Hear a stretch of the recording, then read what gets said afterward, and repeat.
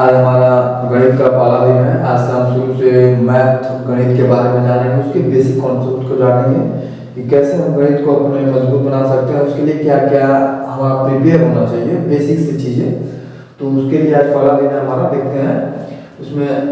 सबसे पहले हम डिजिट जानते हैं, अंक बोलते हैं उसको। अंक में क्या होता है कि जिस प्रकार हम हिंदी पढ़ने के लिए क ख ग आ ई स्वर व्यंजन पढ़ते हैं, या फिर अंग्रेजी पढ़ने के लिए A B C D E F पढ़ते हैं, अल्फ़ाबेट्स पढ़ते हैं, ठीक उसी प्रकार यदि हमको गणित जानना है तो सबसे पहले हम इन बेसिक चीज़ों को जानना चाहिए।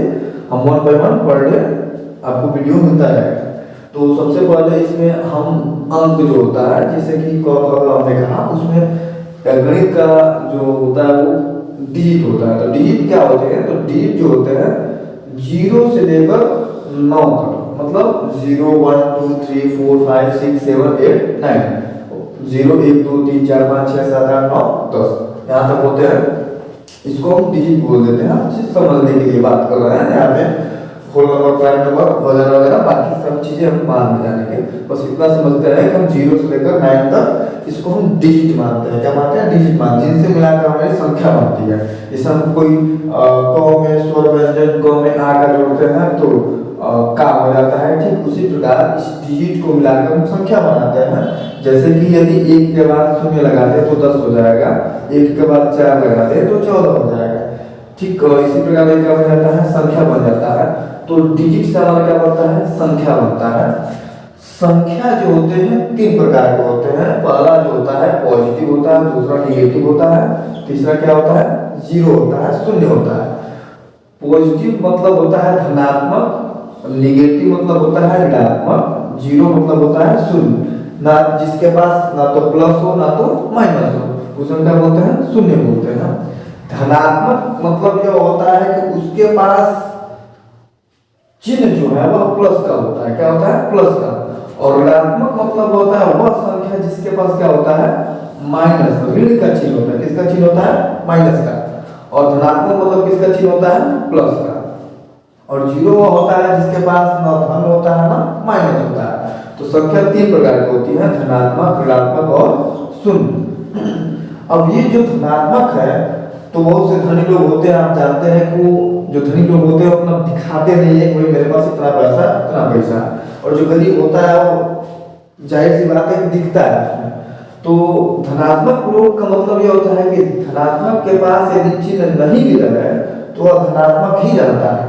जैसे हमने यहाँ पर 8 लिखा, 9 लिखा, 14 लिखा, 200 लिखा, 212 लिखा, इन सबके सामने आपने देखा कि चिन्ह कोई नहीं दिख रहा है।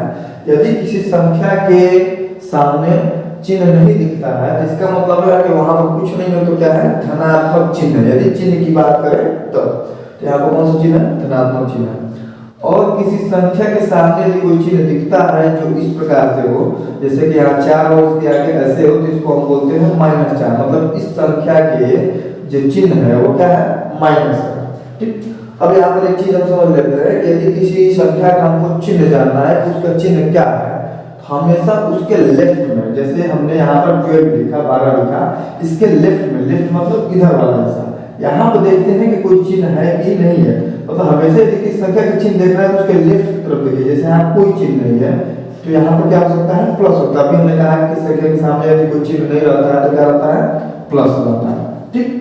अब यहाँ इसकी चिन्ह देखना है और पूछेंगे 12 का चिन्ह क्या है, तो क्या बोलेंगे? माइनस, क्योंकि हम जानते हैं कि किसी भी डिजिट का या फिर संख्या का चिन्ह उसके ठीक सामने यानी लेफ्ट में, बाएं साइड में होता है। यदि किसी संख्या का 400 का चिन्ह हमको जानना है तो इसको किधर देखेंगे? लेफ्ट में देखेंगे। लेफ्ट मतलब यहाँ पे चिन्ह दिया जाएगा माइनस, तो क्या हो जाएगा? माइनस हो जाएगा, जाहिर सी बात है। जैसे कि यहाँ पर 6 के आगे चिन्ह है प्लस का, 19 के आगे चिन्ह है प्लस का, 18 के आगे चिन्ह है माइनस का। अब यहाँ पर 9 - 6 है। अब यहाँ पर चीज देखिए, हमसे यदि हम आपसे पूछे कि 9 का चिन्ह क्या है, तो आप कभी कभी होता है कि लड़की यहाँ पे देख लेते हैं, तो यहाँ यह चिन्ह नहीं होगा, बल्कि यह 9 वाला जो चिन्ह होगा उसको मानेंगे। तो 9 का चिन्ह को देखने के लिए किधर देखना? लेफ्ट में कि राइट में? तो लेफ्ट में देखना है। यहाँ पे हम देखेंगे कि यहाँ पे कौन सा चिन्ह दिया है, तो यहाँ पर जो चिन्ह होगा वो क्या होगा? पॉजिटिव होगा, प्लस होगा, इसलिए कि यहाँ पर कोई भी चिन्ह हमको नहीं दिखाई दे रहा है। और मैंने कहा है कोई भी चिन्ह नहीं दिखाई दे तो क्या होता है? प्लस होता है। अब इस 6 का चिन्ह क्या हो जाएगा? माइनस हो जाएगा, बस हम चिन्ह की बात कर रहे हैं, ठीक है। 6 का चिन्ह क्या हो जाएगा, माइनस हो जाएगा। इन दोनों में यदि हम 100 का पूछे तो ये प्लस वाला नहीं बताना, हमें से इस 100 के पहले ठीक सामने लेफ्ट में लिखना है। यहाँ कौन सा चिन्ह दिया है, माइनस का दिया है, ठीक उसी प्रकार यदि हम पूछें कि इस 10 का कौन सा चिन्ह होगा तो हम बोलेंगे प्लस होगा, और इस 5 का कौन सा चिन्ह होगा तो यह क्या होगा, डिवाइड, भाग, ठीक है। और यह 5 किस में है, तो यह पॉजिटिव प्लस में है, ठीक है। और यहाँ 4 का कौन सा चिन्ह है, मतलब चिन्ह की बात कर रहा हूँ, इन दोनों के बीच की संबंध को दर्शाता है, भाग का दर्शाता है और ये गुणे का दर्शाता है। फिलहाल में उसको आगे नेक्स्ट वीडियो पढ़ेंगे। तो यहाँ 40 गुणे 4 मतलब 4 और 40 के बीच में जो संबंध है वो किसका है, गुणा का, ठीक है। और इन दोनों का चिन्ह की जो बात करेंगे तो यहाँ 4 जो है प्लस में हो जाएगा या 40 जो है प्लस में हो जाएगा, इसलिए कि इन दोनों क्या है, कोई भी चिन्ह नहीं दिया गया, कोई भी चिन्ह नहीं देता है तो क्या होता है, पॉजिटिव होता है, ठीक है। अब हम अगले वीडियो में जानेंगे कि इसके बाद क्या होता है, कैसे होता है। तब तक आप इतना क्या कीजिए, प्रिपेयर कीजिए, ओके। उम्मीद है कि वीडियो आपको अच्छा लगा। धन्यवाद।